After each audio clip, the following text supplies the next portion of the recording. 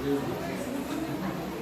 so sa palagay ko, handa na po ang lahat para makinig sa pag-uusapan natin ngayong hapon. Ngunit bago ang lahat, ay hilingin natin na paunahan tayo ng Diyos sa pamamagitan ng isang panalangin. Kasi napakahalaga po na italaga natin ang lahat sa Panginoon sapagkat siya ang bibigay sa atin ng karunungan. Siya ang may kakayahang magbukas ng ating isipan at pag-unawa upang lubos natin maintindihan ang pag-uusapan natin ngayong hapon na ito.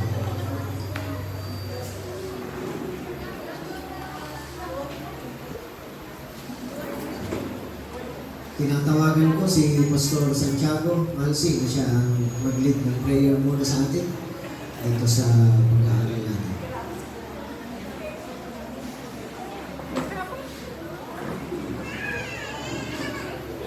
Pinili ko po na tayo ko manalangin. Ama namin makapangyarihan sa lahat, tinataas po namin ang iyong banal na pangalan sa hapon na ito. At amin pong hinihiling na basbasan mo po kami ng karunungan upang lahat po ng aming maririnig ngayong hapon ay aming lubos na maintindihan sa tulong ng inyong banal na Espiritu. Patawarin mo rin po kami sa lahat ng aming mga pagkakasala at nawa po'y matapos ang hapong ito na walang ibang tinataas kundi ang iyong banal na pangalan. Ito ang aming panalangin sa pangalan ni Jesus. Amen. So, diretso lang po tayong dumako dito sa pag-uusapan natin. Gusto ko lang pong linawin sa inyo kung ano ang target natin na mapag-usapan sa conference na ito. Although this is a very short conference, this is to clarify kung ano ba yung pinaninindigan nating position, especially sa gospel call, sa paggawa ng evangelism. Kasi po may dalawang models, tinatawag na extreme models na palaging magkasalungat.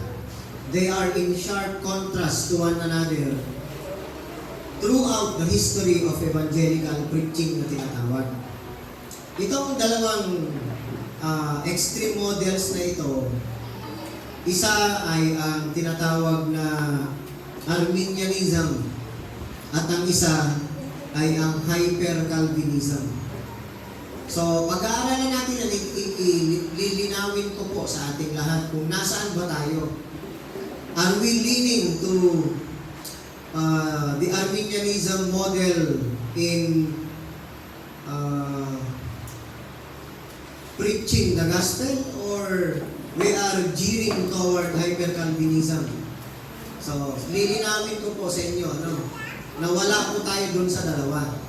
Iyon po ang gusto kong linawin sa inyo para alam natin kung paano natin gawin ang evangelism na purely biblical ng basis. Purely biblical. Kasi ganito po yan. Sa history ng evangelical preaching, itong dalawang extreme models na to ay palagi silang magkasalungat. They stand in sharp contrast. Ibig sabihin ng sharp contrast, malayong-malayo ang pagkakaiba nilang dalawa.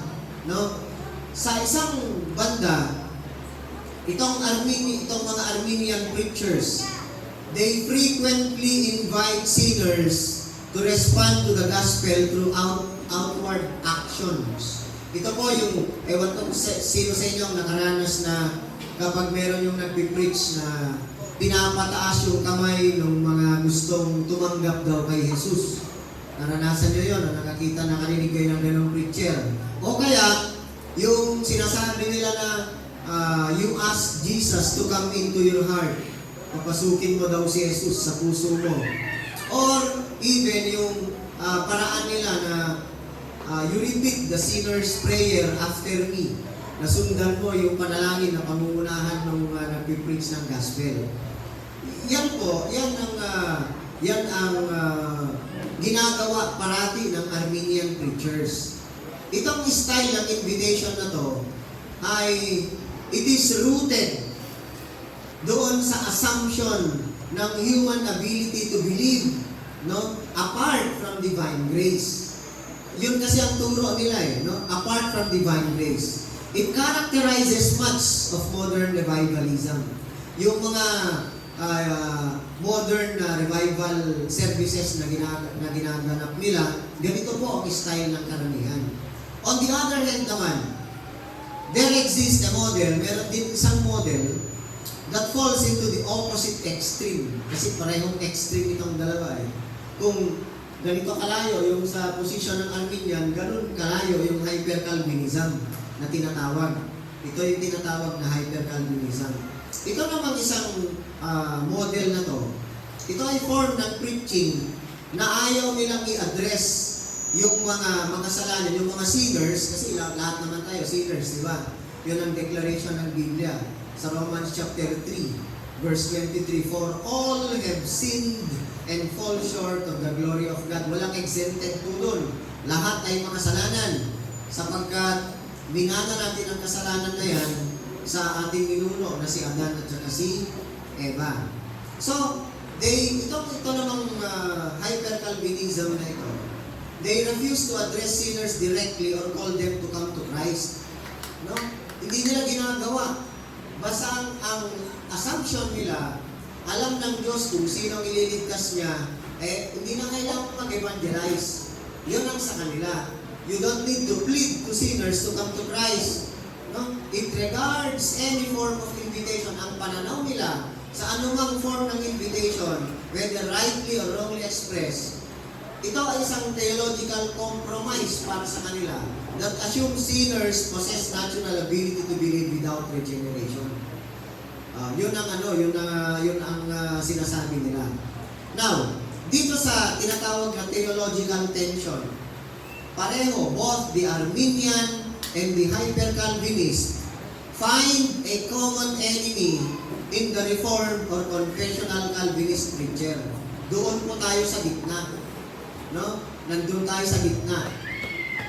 Tayong tinatawag na Reformed theology ang pinangahawakan natin na hindi tayo naglilin sa Arminianism at hindi tayo naglilin sa hyper-Calvinism.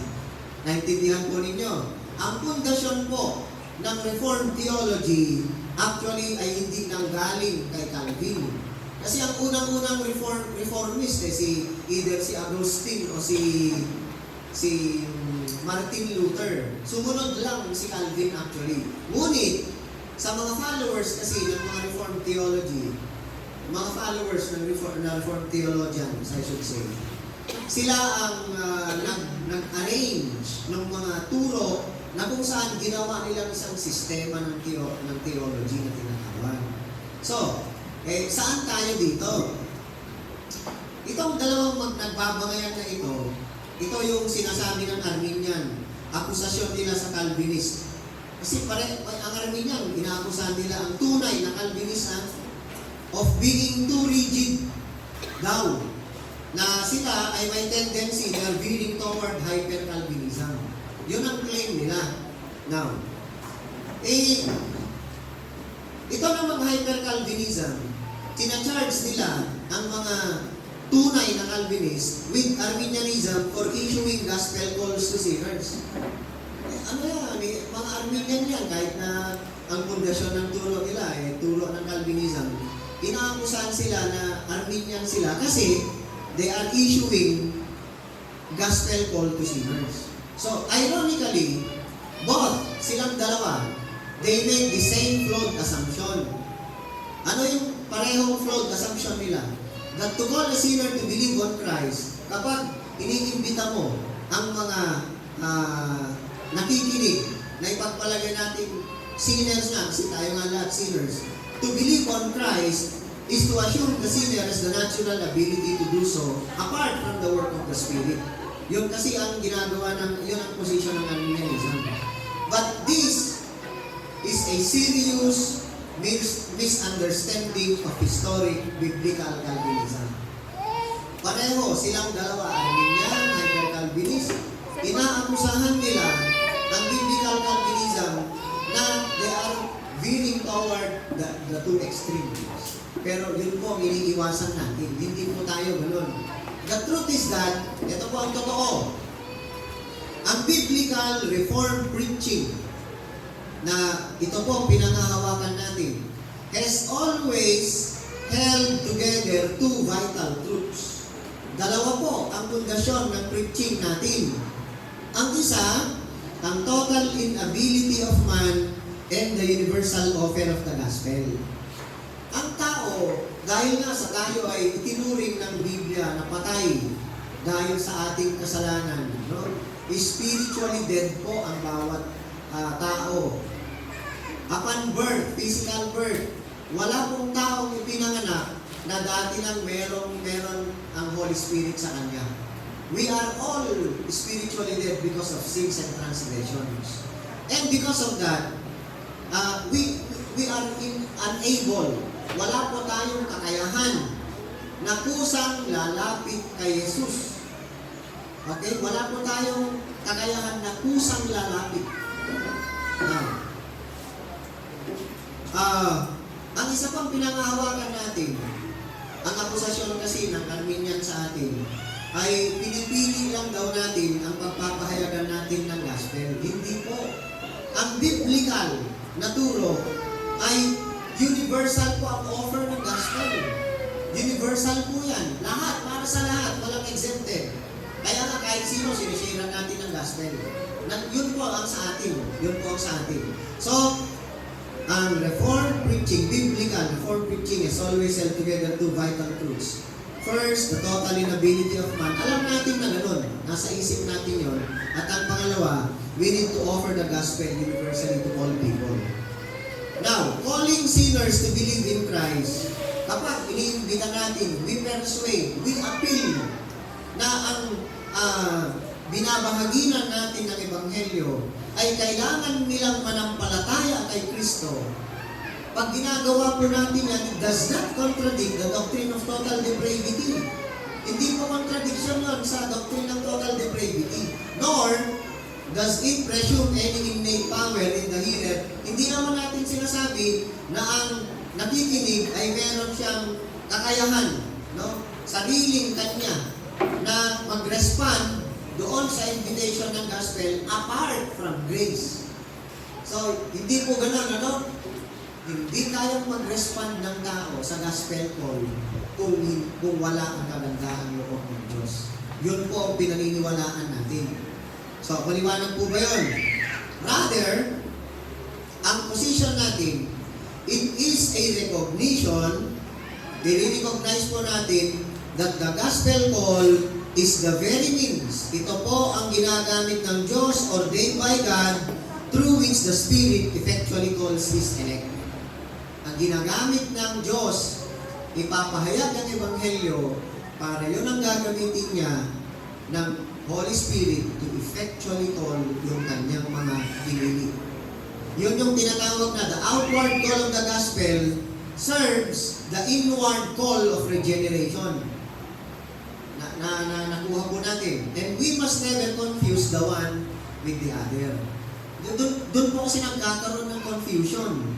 Okay, so, therefore, sa makatwid, to extend the gospel invitation, ginagawa ba natin ito? Na gospel invitation sa mga sinishare natin? Opo, di ba? Sinasabi natin na kailangan nilang manampalataya kay Kristo para sa kanilang kaligtasan.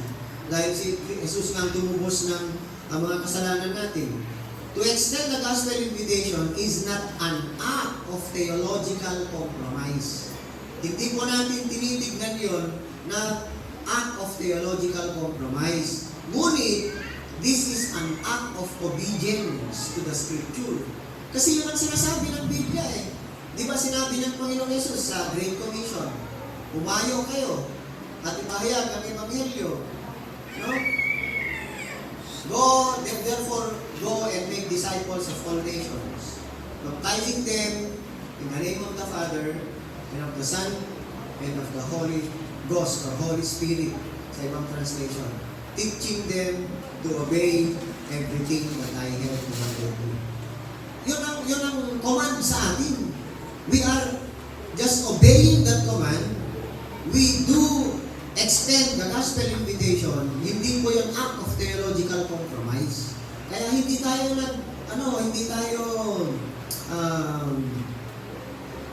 naglilin sa hyper-Calvinism. We evangelize people. Hindi ba? Faithful gospel preaching. Ito po, faithful gospel preaching invites, nag-iimbita tayo, we command, and pleads with sinners to turn from sin and trust in Christ. Not because we believe they can do so on their own, but because we believe that through such preaching, sa pamamagitan po ng pagpapahayag natin, God calls His sheep by name. As Paul said, sinabi ni Pablo, faith comes by hearing, and hearing through the word of Christ, sa Romans 10:17. Pansinin po natin yung word. Faith comes. Ano ibig sabihin ng comes? Darating sa'yo. Ibig sabihin, you do not produce the faith. Naintindihan po natin? Napakaliwanag ng sinabi, ano? Faith comes by hearing. Kapag nakikinig ka ng Ebanghelyo, the Holy Spirit communicates the faith in your heart. Siya ang maglalagay po ng pananampalataya sa puso ng nakikinig kung siya ay pinili ng Diyos bago palalagin ng mundo upang siya ay mag-respond sa gospel call. Napakaliwanag nang sabi, faith comes by hearing. Hindi sinabi na faith is being produced by the listener or the sinner. Hindi na sinabi yun. Ang sinabi, ang pananampalataya comes by hearing, and hearing through the word of Christ. Napakaliwanag. So the preacher, tayo, mga nagpe-preach, no, kapag nag-share tayo, yung mga kabataan, nung pumunta kami sa Bugay, di ba nag-preach kayo ng gospel? Nag-share kayo dun sa GK, ano? Sino ang nag-share noon? Pakitaas ang kamay. Walang nag-share sa kanila. Yung mga kabataan, di ba nga nag-share? Sa GK noon? Nag-share kayo o hindi?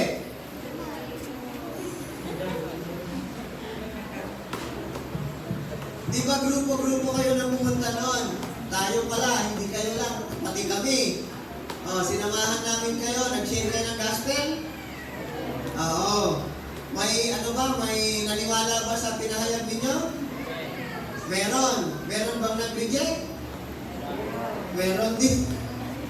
Ganun talaga. No? Because the faith comes from, meaning to say, when we say it comes from an external source. Galing mo sa labas, hindi galing sa'yo. Hindi mo masasabing it comes from kung nandun na sa'yo dati. It comes from, meaning to say, it comes from an external source. And that source is the Holy Spirit. He communicates the faith sa puso ng nakikinig para paniwalaan niya yung naipapahayag sa kanya. Ngayon, ang nagpapahayag, hindi po siya responsable. Remember, wala tayong kakayahan. We are not responsible for regenerating the heart of the sinner. Ang Diyos lang ang makakagawa niyan.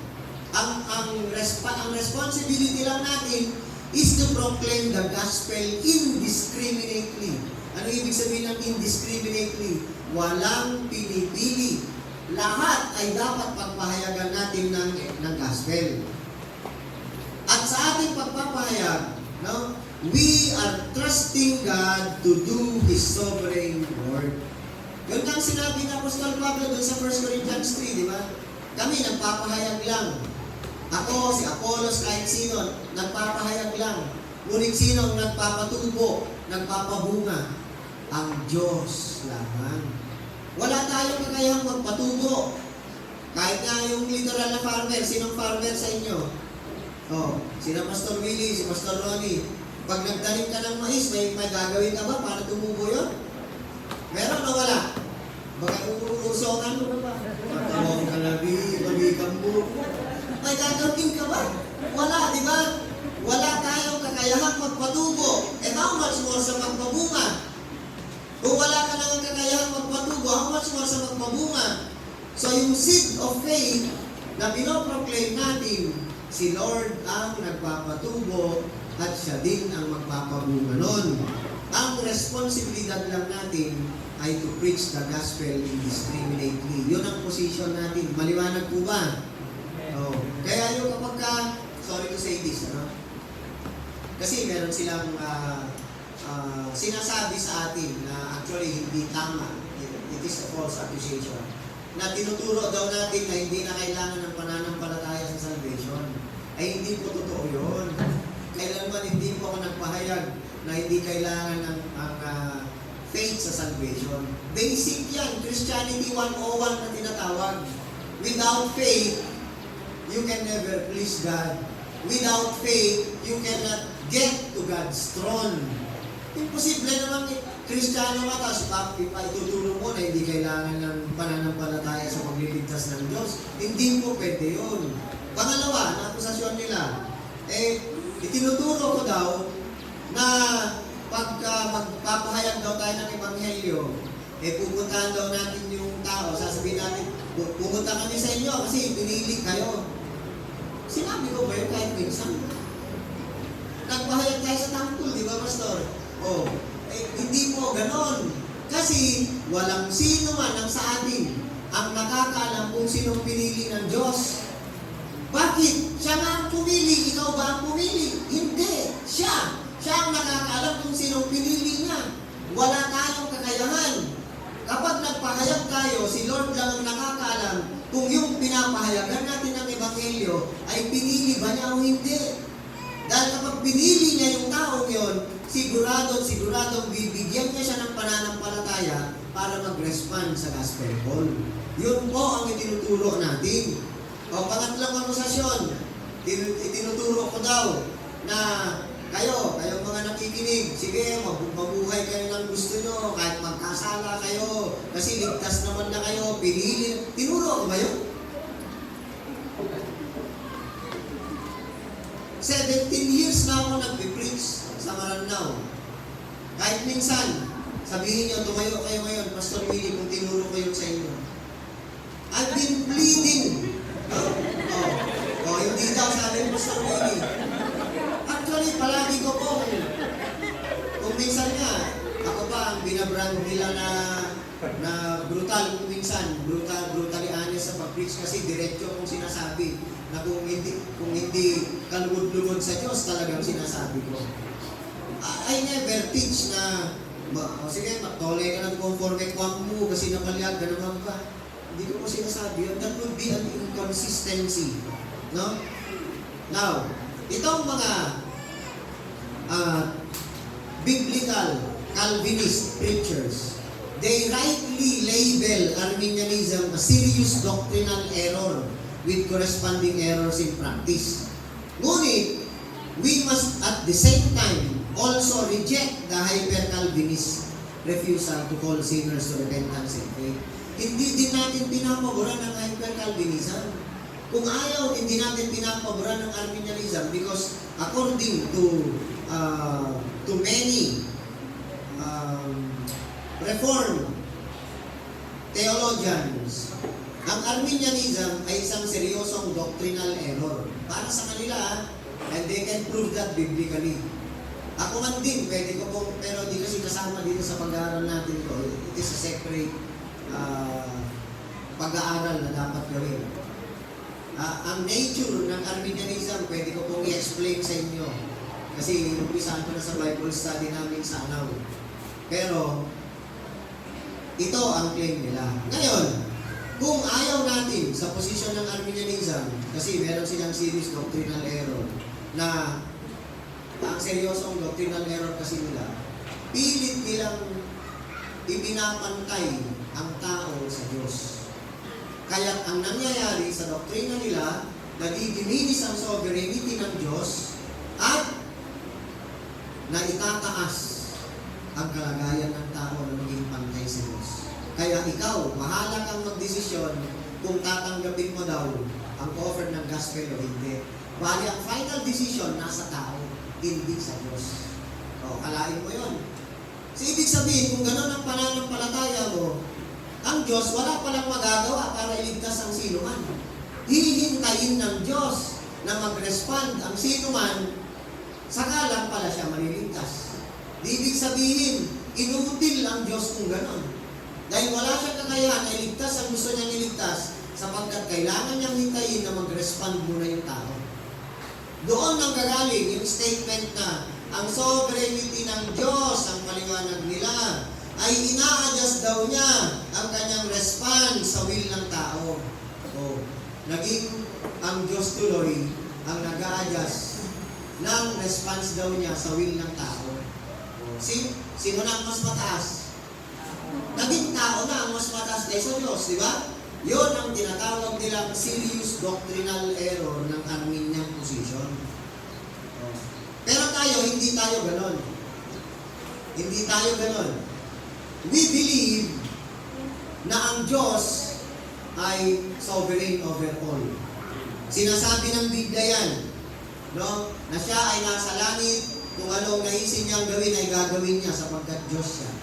At walang sino man ang pwedeng mag-question sa Diyos. Pinaniwanag ni Apostol Pablo yan sa Romans chapter 9. Walang karapatan ang pat na mag-question sa pater. No? Alam niyo yung pat, yung halimbawa, banga. O, kapag ako gumagawa ng banga, pwede bang sabihin ng banga sa akin pagkatapos ko siyang ginawa? Ikaw, bakit ganito ang design mo sa akin? Pwede bang gawin ng banga yung sa akin mo? Magko-complain ba siya kung bakit yun ang design niya? Hindi. Di ba? Kung ako ang gumawa sa banga, sisirain ko siya, may complain ba siya o wala? Wala, kasi ako gumawa sa kanya eh. O, ngayon, kung gano'n ang kalagayan, ang kalooban ng Diyos, ang claim ng mga Arminian, unfair daw ang Diyos. Bakit yung iba lang pinipili niya, yung iba hindi? Tama ba na unfair ang Diyos? May pagkakataon ba na maging unfair ang Diyos? Kaya nga sinagot ni Apostol Pablo, di ba part ng preaching ko kanina, doon sa Romans 9? Oh. Ang Diyos ba ay nagtatangi? O, tignan natin, ano ang sabi ng Biblia? Ito po.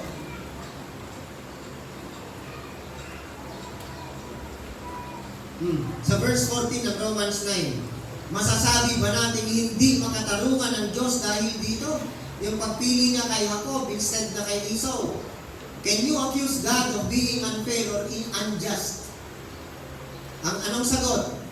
Hindi, sabi ng Apostol Pablo. No, hindi. Sapagkat ganito ang sabi niya kay Moises, mahahabag ako sa nais kong kahabagan at maawa ako sa nais kong kaawaan. Bakit ganon? Kaya nga grace and salvation. Ang illustration niyan, lahat tayo dapat iisa ang pila natin patungo sa impyerno dahil makasalanan na tayong lahat eh.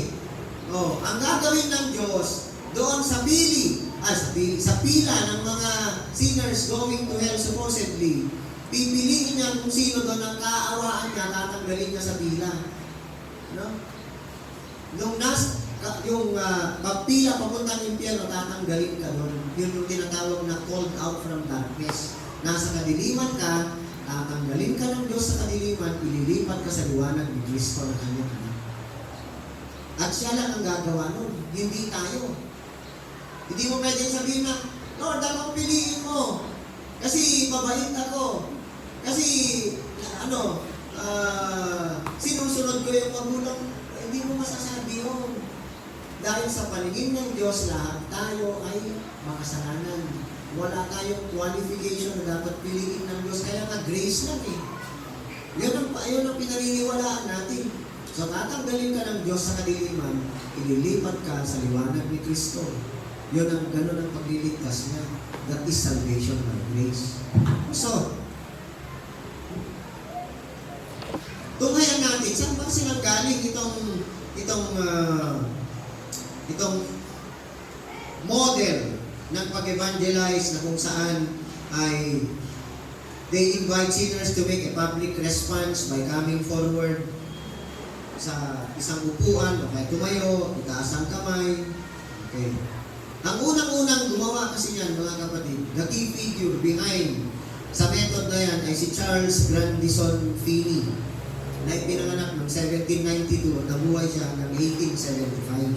Si Finney, isang former lawyer, no?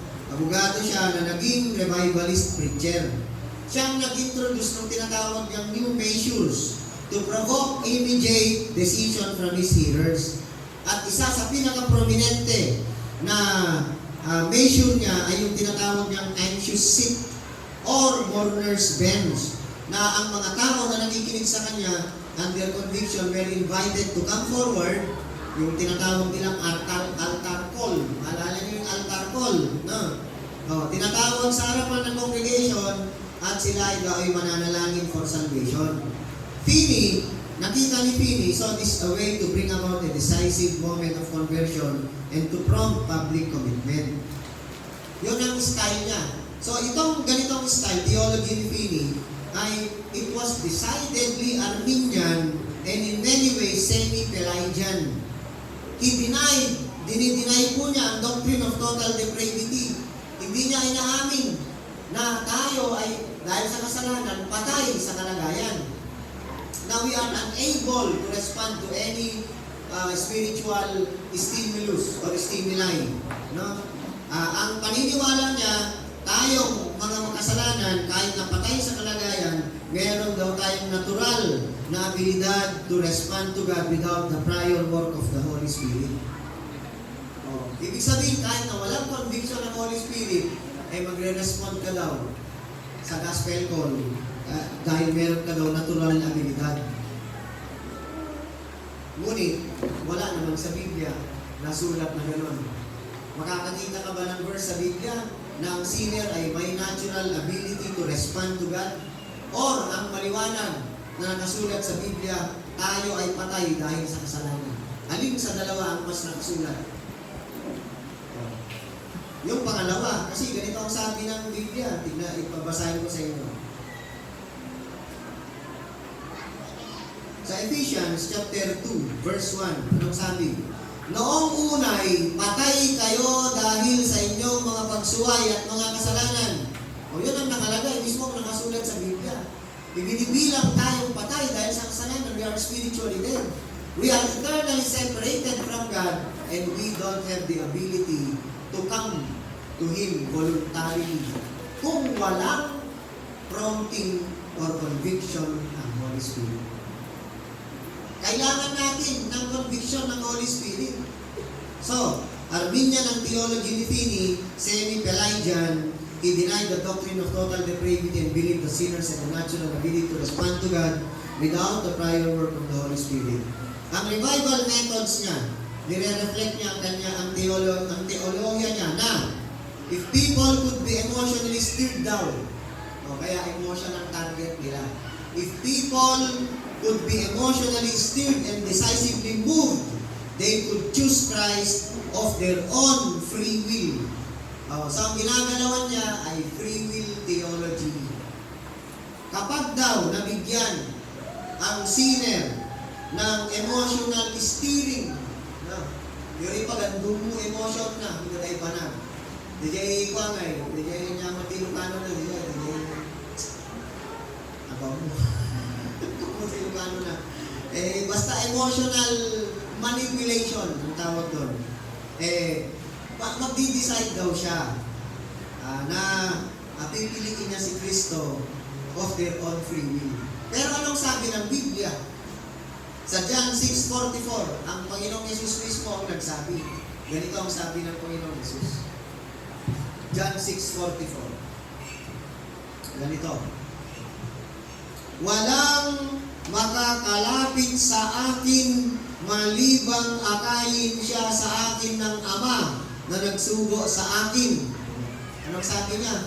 Sa English, no one can come to me. No one, ha? Ibig sabihin, wala kahit isa. No one can come to me, sabi ni Jesus. Except the Father who sent me draws him. Kailangan ng isang taong makasalanan ang drawing power ng Ama na ilapit ka sa anak para makalapit ka sa Kanya. Without the drawing power of the Father, you can never come to Christ. Yun ang totoo. Ang sabi ni Finney, kapag ka na-steer mo daw emotionally yung tao, umiyak siya, Mapipili daw niya ang lumapit kay Kristo out of their own free will. Hindi po yun biblical. Wala sa Biblia po yun.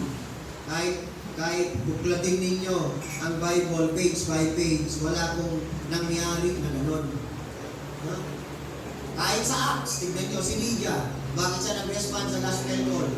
Ang nakalagay doon, dahil binuksan ng Diyos ang kanyang pang-unawa, God opened her heart in order for her to believe ang ipinahayag ni Pablo.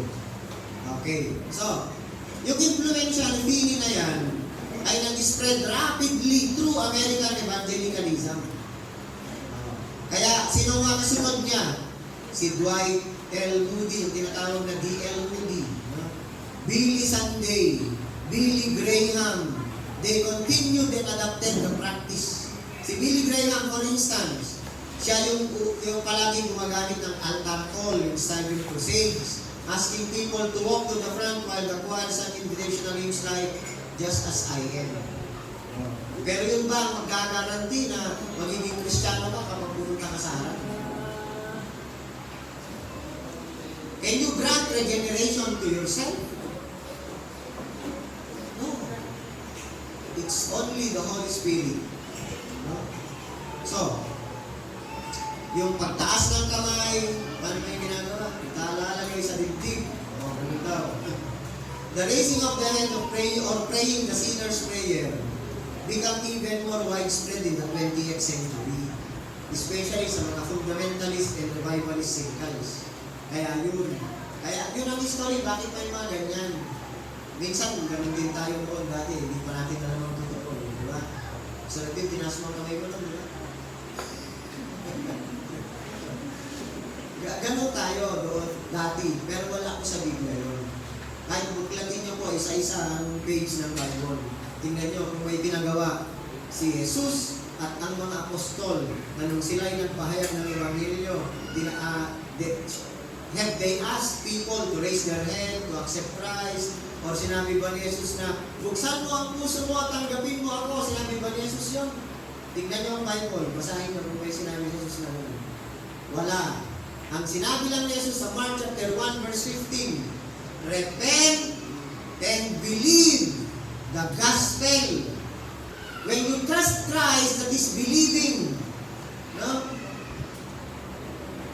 Napakarami kasi ang sumunod sa tinatawag na sinner's prayer, pero hindi totoong naligtas. Napakarami lang sumunod doon ng ganun. Mismo ako nung early Christian experience ko, nakasabayan ko kasi ang unang attendance ko nun sa Baptist bayan. Meron akong nakasabayan na mas matanda kay sa akin. Ganoon na.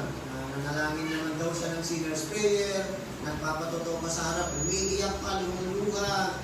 Pero pagkalipas ng 2 buwan, wala na doon sa church. Yung buhay na sa dati, ganun pa rin. Is it a guarantee na kapag you prayed after a prayer, ligtas ka na? No. Yan ang tinatawag na danger of decisionism. Ikaw ang gumagawa ng desisyon, hindi ang Diyos. Isa ka sa posibleng sabihan ng Panginoong Yesus later.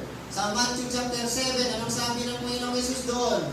Hindi lahat ng tumatawag sa ating Panginoon, Panginoon, ay papasok sa kaharian ng Ama, kundi yun lamang mga tumutupad sa kalooban ng Ama. Mamaya sabihin mo, bakit ka Christian? Kasi nanalangin ako ng ganito, tinanggap ko si Jesus sa puso ko, ganito. Hindi po yun ang garantiya. Dapat tayo ang tanggapin ni Jesus. Dahil tayong makasalanan, tayong nangangailangan ng pagtanggap niya. Amen? Amen. Kung hindi, kahit nasabihin mo, tinatanggap kita, pero hindi ka naman tanggap ni Jesus, may magagawa ka ba? Si Jesus ang dapat natatanggap sa'yo dahil ikaw ang makasalanan. Yan ang mga tinuturong hindi ayon sa Biblia. Lalo na yung sakripisyo na ginawa ni Jesus. Para kanino ba yung sakripisyo ni Jesus? Para kanino? para sa ating mga makasalanan. Pero sino ang tumanggap sa sakripisyo ni Jesus? Sino? Tayo? O ang Diyos naman? Isipin niyo mabuti. Ang sacrifice na ginawa ni Jesus, tinatanggap ng Diyos Ama. Dahil yun lang ang sacrifice na katanggap-tanggap sa Kanya para mabayaran ang kasalanan natin. Hindi tayo ang tumatanggap ng sakripisyo. Ginagawa lang niya yun para sa atin. O ngayon, maliwanag na ba? Ang akala kasi ng karamihan, we accept the sacrifice of Christ. No! It is God the Father who accept the sacrifice kasi wala nang ibang sakripisyo tinatanggap ang Ama maliban dun sa perfect sacrifice na ginawa ni Jesus para sa atonement ng kasalanan natin. Yun po ang totoong biblikal. Hindi tayo tumatanggap sa sakripisyo na ginawa ni Jesus. He offered Himself para sa acceptance ng Father, sa sacrifice na yun, para sa pakinabang natin. Kaya nga yung kanta, all for His glory and my good. Di ba? So, ganoon yun. Okay, so yun po. Now, long before, malayo pa po, bago nagpahayag itong Charles Finney na sinasabi ko sa inyo, ang mga reformers, ang mga Puritans na tinatawag, ito kasi yung mga talagang solid ang doktrina nila patungkol sa Biblia, no? Yung mga reformers and the Puritans. Dati na po nilang na-establish ang isang malalim at mayamang tradisyon of preaching that included earnest invitations to sinners. While firmly committed to the doctrines of sovereign grace, they preached the gospel. Ipinapahayag nilang ebanghelyo in a way that urged sinners to come to Christ. No? Iniimbitahan po natin ang mga makasalanan katulad natin to come to Christ. At ang pananaw natin dyan, nagpapahayag tayo ng ebanghelyo. Hindi dahil mas mabuti tayo kaysa kanila. Hindi po ganoon ang pananaw natin. Tayo, ang kalagayan natin ay parang pareho tayong mga pulubi, no? Na sinasabi lang natin sa kapwa natin pulubi kung saan makakakuha ng tinapay. Yun po ang pananaw natin. Pareho tayong pulubi ang kalagayan. Tayo lang ang naunang nakalam kung saan kukuha ng tinapay at kung sino ang tinapay na yon. Ang Panginoong Yesus. Dahil ang sabi ng Panginoong Yesus, I am the bread of life that came down from heaven. Tinuturo lang natin sa kanila, we are not better than them. Pareho ang kalagayan natin, needing of God's mercy and grace. Yan po ang pinaniniwalaan natin. Sino yung mga reformers na ganyan ang turo? Ang mga imbitasyon nila were not manipulative. Hindi yung na meron nga nangyari nun sa yung tinatawag nilang EGR, no?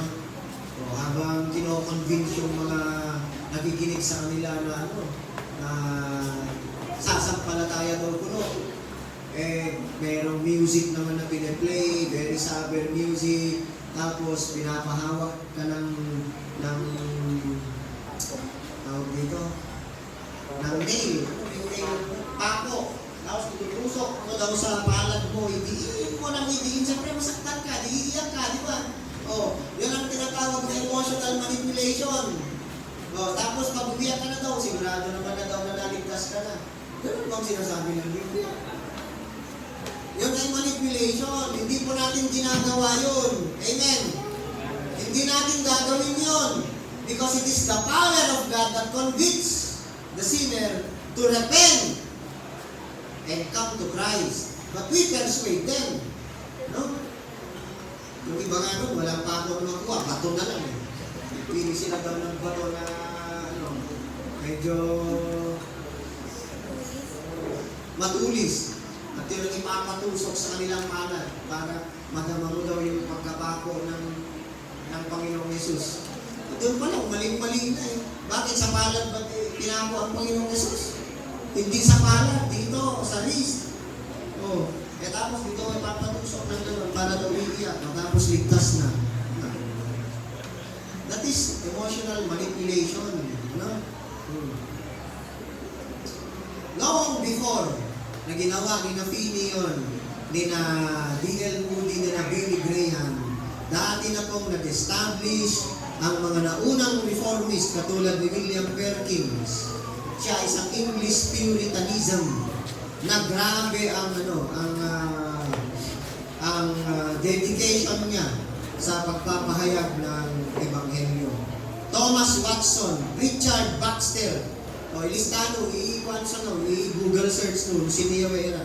Even Jonathan Edwards, they are known for theological precision and emphasis on divine sovereignty. But they preach with fervent gospel urgency. So, ano tayo? Saan tayo dun? Kasama natin sila. Nagpapahayag tayo ng Ebanghelyo. Sinasabi natin sa mga tao na kailangan nilang magsisi. Dahil yan ang sinabi ni Jesus. We plead, we urge them to come to Christ. But on the back of that, alam natin na ang Diyos ang nakakaalam kung sino sa kanila ang pinili niya at sila ang bibigyan niya ng pananampalataya, bestowing His grace upon them so they will believe and trust Christ for their salvation. Maliwanag na ba sa atin yun, mga kapatid? Ha? From Genesis to Revelation, consistent ang Scripture revealing the pattern in how God calls sinners to Himself. Yan ang tinatawag na outward call, God's verbal, public, and earnest summons to repentance and faith. Lahat yan nakikita sa Dalawang Testament. And is foundational to faithful preaching. Far from being an invention of emotionalist evangelism or Arminianism, this call arises from the heart of biblical proclamation and is essential to Reformed theology when rightly understood. No? Unang-una sa Garden of Eden, maalala nyo ang istorya sa Garden of Eden. Sino bang nandun noon? Naunang nilalang? Si Adan at saka si Eva. Sino unang nilalang? Si Adan ba o si Eva? Sino unang nagkasala? Kaya kayong mga Eva, kasalanan yung mga So, in the Garden of Eden, ang first gospel call came not in wrath, but in mercy. Bakit? Pagkatapos na nagkasala na ni Adan at saka ni Eva, ang Diyos ang pumunta upang sila'y hanapin.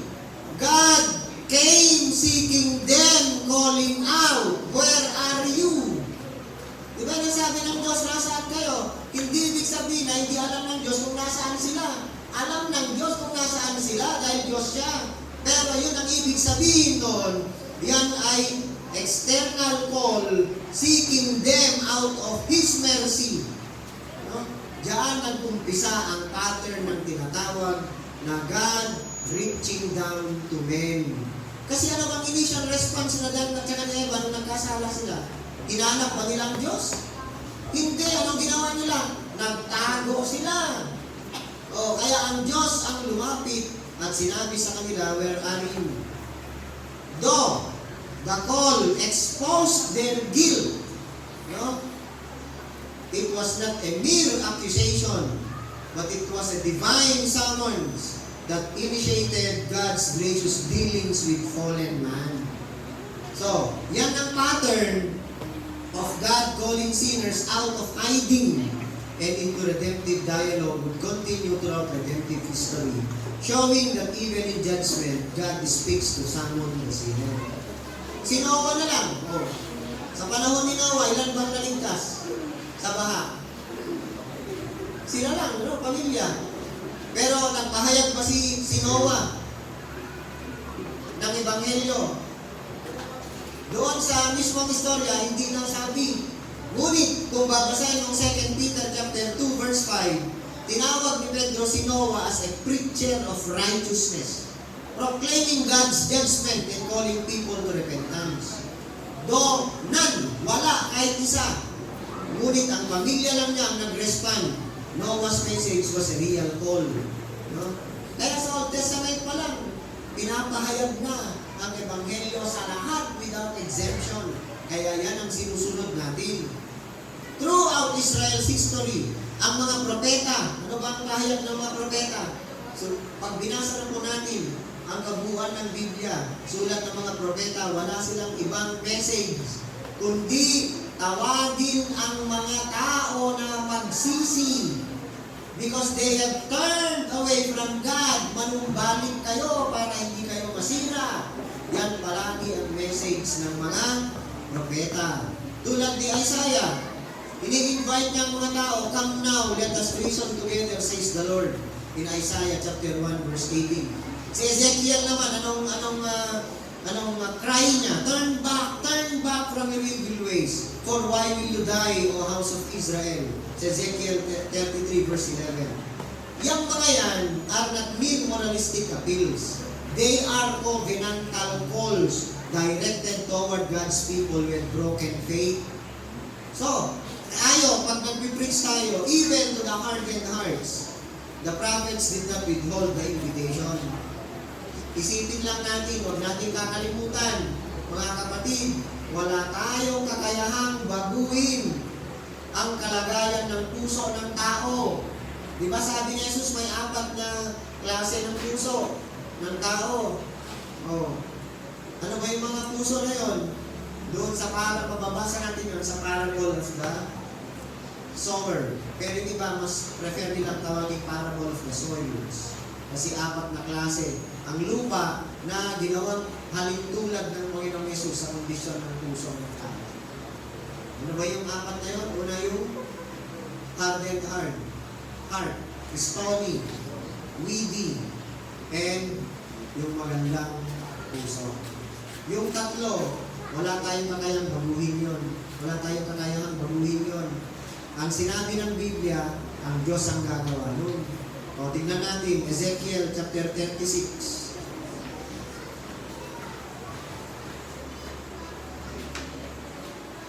Para maliwanag po sa atin kung anong ipapahayag natin, anong pinanampalatayaan natin, anong position natin. Ganito ang sinasabi sa Ezekiel chapter 36, verse 26 and 27. Ganito po.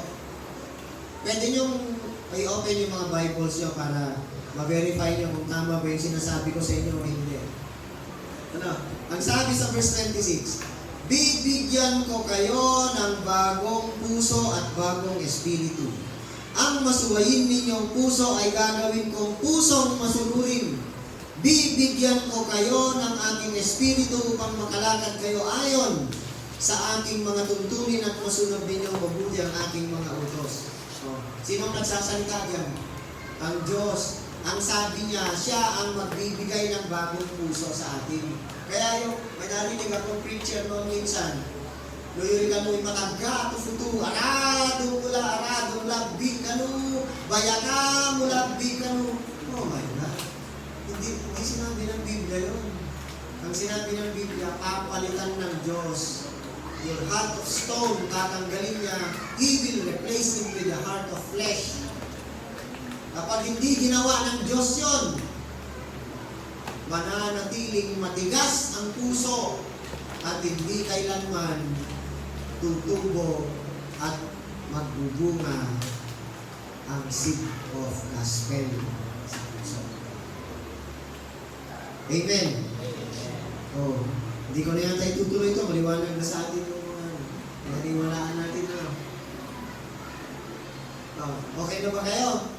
Yun ang position natin. Hindi tayo leaning sa hyper-Calvinism na hindi na kailangan ipahayag ang Ebanghelyo. Magpapahayag tayo. Kailangan natin i-plead. Kailangan natin isulong ang Ebanghelyo sa mga tao. At tayo'y naniniwala, nananampalataya, we are trusting na sa isip natin at sa puso natin, ang Diyos ang siyang nakakaalam kung yung tao ay sasampalataya o hindi, kasi siya ang magbibigay ng kakayahan, ng faith, ng pananampalataya. And He even grant repentance. No? Ginagrant ng Diyos ang repentance sa tao. Alam ba natin yun? O, inaalala kasi namin ng mga saman ng pastor siya, sinabi ko na sa kanila, God grants repentance even to the Gentiles so that they may believe. Hindi mo kusang ginagawa ng tao yan without the conviction of the Holy Spirit. Ang Panginoong Yesus na nga mismo no? One of the most striking features of Jesus' ministry ay yung gracious invitation niya to the weary and burdened sa Matthew 11:28. Anong invitasyon ni Jesus? Come to me, all who labor and are heavy laden, and I will give you rest. Bakit ka ini-invite? Ngunit bago yon, in-affirm ng Panginoong Yesus, the Father's sovereign will. O, basahin natin. Tignan nyo kung anong, yung sinabi niya sa verse 28 ay condition upon doon sa sinabi niya sa verse 25 hanggang 27. Basahin natin na Matthew 11. Mula sa verse 25, ganito. Nang panahong iyo'y sinabi ni Jesus, Ama, Panginoon ng langit at lupa, salamat sa iyo sapagkat inilihim mo ang mga bagay na ito sa marunong at matatalino at inihayag mo naman sa mga may kaloobang tulad ng sa bata. Oo, Ama, sapagkat ganoon ang nais mo. Sa verse 27 na, pakinggan niyo mabuti ito. Ibinigay na sa atin ng ating Ama ang lahat ng bagay. Walang nakakakilala sa anak kundi ang Ama, at walang nakakakilala sa Ama kundi ang anak at ang mga pinili ng anak na pagpahayagan niya. Maliwanag ba yan? Ang makakaalam lang sa Ama, ang makakakilala sa Ama, ay yung pinili ng anak na pagpapahayagan niya. Bagamat ganun ang sinabi ni Jesus. Sa verse 28, sinabi pa din niya na lumapit kayo sa akin. Bakit siya nagbigay ng invitation? Because the gospel call is a universal invitation to all. Ngunit alam ng Panginoong Yesus kung sino ang mga pinili niya na pagpahayagan ng Ama, kung sino makakakilala sa Kanya. Okay. O, siguro, maliwanag na yon. Ang mga pahayag na yan, mga kapatid, yung mga calls na yan, are real, personal, and full of gospel promise. Christ knew no one could come unless drawn by the Father. Yet, He never hesitated to invite sinners to Himself. Ganyan ang gospel call. At yun ang pinapahayag natin. Wala naman tayong kakayahan na alamin kung sinong pinili ng Diyos. Di ba? Nakikita mo ba yung letter E na nakatatak sa likod ng tao? E. Ibig sabihin elected. Nakikita ba natin yun o hindi? Wala, hindi natin nakikita. Sino lang nakakita nun? Ang Holy Spirit. Di ba? Kasi siya nga ang pumili eh. Pilitin mo alamin kung sino yun eh, hindi nga ikaw pumili. Isa ka nga lang sa pinili eh. Ang nakakaalam yung pumili. Ganun yun. Kaya ipahayag natin ang Ebanghelyo sa lahat.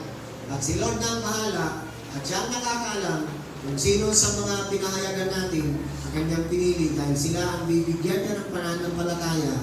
The Holy Spirit will regenerate their heart. He will make their heart respondent doon sa gospel. Sige. O, tama na to. May tanong po ba kayo? Reproduce ako. Ako. I-reproduce po natin para sa inyo po. Ako. Kasi panghahawakan po natin. Yun lang po ba ang request ninyo? Reproduction ng inaral natin ngayon. Ibibigay ko kay Ami para siya ng reproduce later. Ano po? Madali lang naman. I-photocopy lang natin. Okay? Ready na po. And then, isa pang bahagi ng conference natin, sasabihin ko sa inyo, bagamat hindi natin nagawa sa nakaraan, ay magpo-produce ako ng form, mag-reproduce ako ng form, na kung saan pipirma tayo doon bilang tanda ng membership. fellowship natin sa church. Amen. Kung sa eskwelahan na nga, may bibirman kang forma mag-aaral mo sa kingdom ng God. Dapat, kung sinasabi mong nabibilang ka sa church, dapat conscious ka and aware ka na ikaw ay member doon, nakapirma ka. Tama ba? Sa'yo lang gagawin natin. May ready form na po ako doon. Pati yung statement of faith natin, malapit na pong ma-finalize.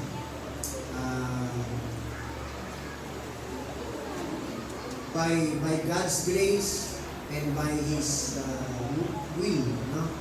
Kung ipagkakaloob ni Lord hanggang ngayong bagong pasukan ay meron ng draft yung statement of faith natin para bigyan natin kayo ng kopya, i-review ninyo, tingnan ninyo kung ano ang gusto nyo i-comment doon, kung ano ang dapat idagdag pa kung sakali o kailangan kung anong dapat gagawin. Okay ba sa inyo yun? Dapat tayo lahat magkikibahagi sa review at saka acceptance. Hindi basta yung katulad ng pumunta ka, hindi mo man binasa yung statement of faith, bigla mo na lang i-accept. Diba? Hindi faith yun. Dapat by the leading of the Holy Spirit, pag binasa mo yun, convicted ka na naniniwala ka doon, saan ako? Okay. Sige. May tanong po ba? Mga kapatid? Gusto niyo nang magkape? Sige, kung wala na po, manalangin tayo. Diyos naming banal at makapangyarihan sa lahat, Ikaw ang nagbigay sa amin ng karapatang tawagin kang Ama, sapagkat Ikaw ang may akda na kami ay maging iyong mga anak sa pamamagitan lamang ng iyong kagandahan mo. Kinahabagan mo kami dahil kami mga makasalanan, hindi kami karapat-dapat, Panginoon. Nabiyayaan mo ng iyong magandahang loob, ng iyong pag-ibig, ngunit pinili mo pa rin, Panginoon, na ipinakita sa amin ang kadakilaan ng iyong pag-ibig sa pamamagitan ng ginawa ng Panginoong Yesus sa krus ng Kalbaryo. Tunay, Panginoon, na lubos kami nagpapasalamat sa ginawa mo iyon para sa amin. Ginawa ng Panginoong Yesus ang iisang paghahandog, at yung paghahandog na ginawa niya ay ginawa niya kaming ganap magpakailanman, perfect forever, Panginoon. That is a very assuring word na kung saan yan din, Panginoon, ang ginagalawan namin sa pamumuhay namin, sa aming pananampalataya, pagsunod sa iyo, pagtupad sa Great Commission na kung saan kailangan natin ipahayag ang Ebanghelyo ng pagliligtas mo sa pamamagitan ni Kristo sa lahat ng tao, Panginoon. Ngunit ikaw ang nakakaalam kung sino ang ililigtas mo, sapagkat ikaw nga ang nakakaalam kung sino ang pinili mo bago palikhain ang mundo. Lord, itatak mo ito sa aming mga puso't isipan upang sa ganon, kapag kami po ay magpapahayag ng Ebanghelyo, ay maliwanag sa amin kung ano ang dapat namin ipahayag at ituro at dalhin sa mga tao na hindi manipulation ang gagawin namin, bagkus we are relying on the Holy Spirit's power to convict, to regenerate, and renew the hearts of sinners na ikaw ang nakakaalam ng Lord. Maraming salamat. Itinatalaga po namin sa iyo ang nalalabing oras namin, especially para sa Youth Fellowship, na ikaw ang mamuna sa amin lahat. Maraming salamat, Panginoon.